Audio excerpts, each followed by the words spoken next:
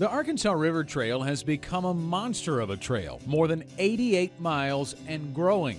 But most of the new loop sections run alongside highways and can be a little too strenuous for the average cyclist. And that's me, the average cyclist.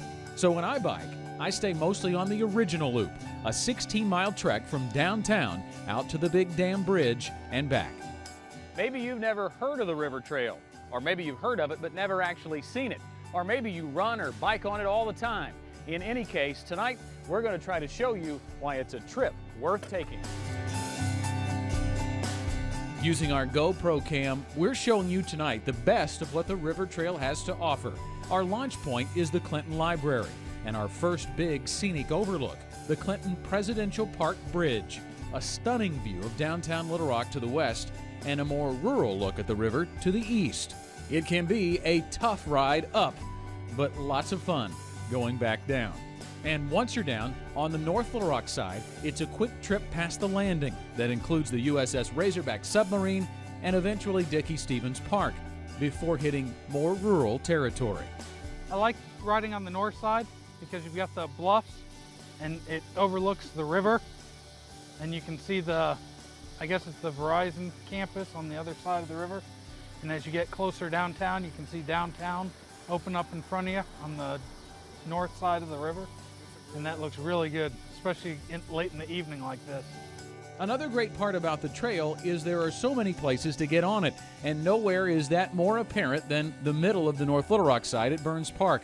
The trail here breaks off into several other paths, some paved, some not, where you can spend hours exploring the forest wildlife or enjoy riding by the golf course. Plus, you get closer to the Arkansas River here than anywhere else on the trail. Once you've made it 8 miles out to the Big Dam Bridge, the traffic is likely to pick up. This section going on to Two Rivers Park is by far the most popular part of the trail, and it's little wonder why. The views here are spectacular. The bridge, the longest pedestrian and cyclist bridge in the world, built solely for recreation. I wish more people would take advantage of it.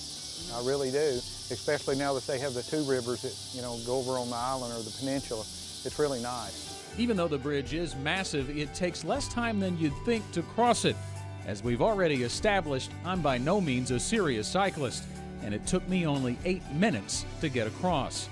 Once back down on the Little Rock side again, it's a scenic rural ride out to Two Rivers Bridge, where there's another place to park your car and hop on the trail. And if you cross that bridge, you can find even more secluded trail riding through Maumelle Park. But the sun is setting, so I'm turning back around and going back up on top the Big Dam Bridge to catch the last few looks at the sun as it dips behind Pinnacle Mountain. A peaceful moment of relaxation in the middle of a great workout.